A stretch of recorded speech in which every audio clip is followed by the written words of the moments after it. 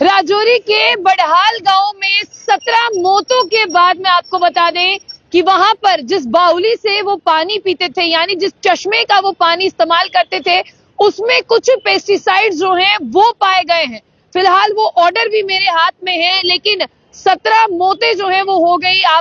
ये भी आप लोग जानते हैं कि मौतें जो है वो किस कदर हुई, जिसमें मरने वालों में ज्यादा तादाद बच्चों की थी। मोहम्मद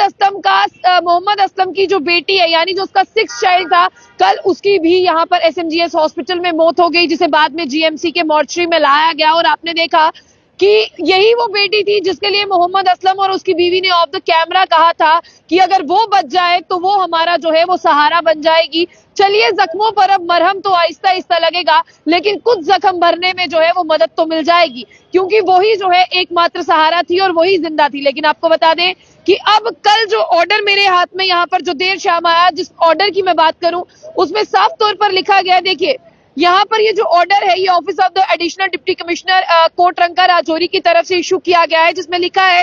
कि चश्मा जो है वो सील कर दिया है जो बदहाल में पड़ता है, यानी तहसील जो है वो ख्वास है, जहां से वो पीने का पानी लेते थे। जब हम भी वहां पर गए थे, हमने ग्राउंड पर देखा कि वहां से लोगों को ये कहा जा रहा था, इनफैक्ट हमें भी ये कहा गया कि अगर आपको किसी भी जगह से कोई पानी मिलता है, खुले में किसी चश्मे या बाउली से जो पानी आ रहा है, आप उसको नहीं यूज करेंगे, ना ही आप उसे पिएंगे। और जो उनके घर के पास जो है बाउली थी, उसे पूरी तरह से एडमिनिस्ट्रेशन ने सील कर दिया था, पुलिस ने सील कर दिया था, और वहां पर पहरेदारी भी लगाई गई थी कि कोई भी किसी गलती से पानी ना ले ले, क्योंकि चश्मे से जो पानी आता है वो नेचुरल पानी रहता है। लेकिन उसमें यहाँ पर जो ऑर्डर में लिखा गया है, जब मैं उसे पढ़ती हूँ और आप लोगों तक पहुंचाती हूँ, तो उसमें लिखा है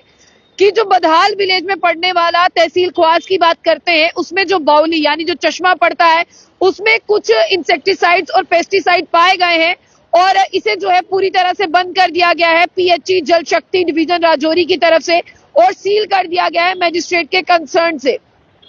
जितनी भी ट्राइबल पॉपुलेशन है वो पीने का पानी घर के कामकाज के लिए यहीं से इस्तेमाल करती है। तो क्या ये मानना जरूरी है, या इस बात को मान लेना चाहिए कि जो 17 लोगों की मौत हुई है वो इस चश्मे का पानी पीने की वजह से हुई है, इस बाउली से पानी पिया है? लेकिन अगर देखा जाए तो उस गांव में 3500 लोग रहते हैं, उस गांव में डॉक्टर्स भी रहते हैं। जब उन लोगों ने वो पानी पिया जिसमें इंसेक्टिसाइड्स और पेस्टिसाइड्स का पाया जा रहा है, और आप ये भी जानते हैं वो जिस तरह से आप ये देखिए कि अब आपको ये भी समझना होगा, क्या सिर्फ वो 17 लोग थे जिन्होंने पानी पिया? क्या जो बाकी के लोग उन घरों पर रहते हैं, 3 परिवारों के अलावा भी अब जो लोग हैं, क्या उन्होंने उस पानी का इस्तेमाल नहीं किया? अगर उस पानी में ही ऐसा कुछ था, तो फिर 17 लोगों की जान जाने के बाद में ऐसी रिपोर्ट आती है कि उसमें कुछ इंसेक्टिसाइड्स और पेस्टिसाइड्स पाए गए हैं। तो ये वाटर सैंपल पहले भी लिए गए थे, तो अगर पहले बताया जाता, कुछ समय पहले उस बाउली को सील किया जाता, तो ये रहता कि जानें बच जाती। लेकिन अब पूरी तरह से किसी ने कोई शरारत की है, उनके पानी में नेचुरली तौर से कुछ था, या किसी ने कुछ भी किया है, किसी भी तरह की कोई शरारत है, तो उसे जो है वो जरूर पब्लिक डोमेन में लाया जाए। और आगे जब मैं इस ऑर्डर को पढ़ती हूँ, तब यहाँ पर लिखा है कि तहसीलदार ख्वास जो है, उन्होंने विलेजर्स को ये भी कहा है कि अब कोई भी पानी वहां से नहीं लेगा। और एसएचओ पुलिस स्टेशन कंडी जो है, उन्होंने वहां पर 2 से 3 सिक्योरिटी पर्सनल को जो है वो कहा है कि आप लोग बाउली का जो है वो ध्यान रखें, ताकि इस बाउली से कोई भी पानी ना ले, और इस बाउली को कंप्लीटली जो है वो बंद कर दिया गया है। फिलहाल के लिए इस ऑर्डर को जारी किया गया है एडीएम कोटरंका की तरफ से, एडिशनल डिप्टी कमिश्नर की तरफ से। लेकिन अब ये देखना होगा कि जो 17 मौतें हुई, जिसमें मोहम्मद असलम का परिवार, जिसमें तमाम दूसरे परिवार भी थे, मोहम्मद रफीक का परिवार था, और फिलहाल के भी परिवार था, फैजल का परिवार था, ये 3 परिवार थे, मोहम्मद रफीक, फैजल हुसैन और मोहम्मद असलम का परिवार था, जिसमें मोहम्मद असलम और उसकी बीवी जो है वो जिंदा हैं। उनके जो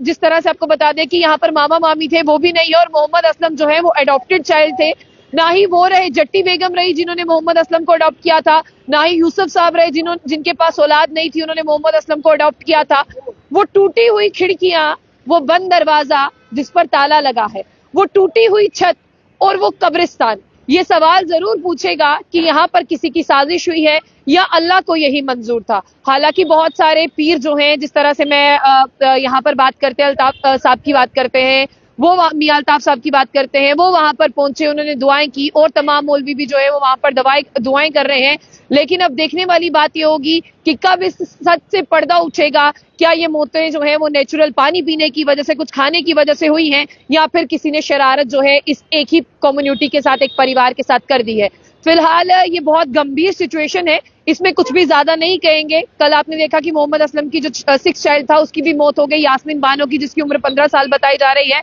इस समय उस गांव में मातम और दुख का माहौल है। आप सब लोग जो है वो हाथ उठाकर अल्लाह की बारगाह में दुआएं करें और उनके लिए जो है वो दुआएं जरूर करें कि ऐसे में मोहम्मद असलम और उनकी बीवी को जो है वो अल्लाह हिम्मत दे ऐसे दुख से उबरने के लिए। तो जाने से पहले जो बुलेटिन न्यूज को लाइक को फॉलो करना ना भूलें।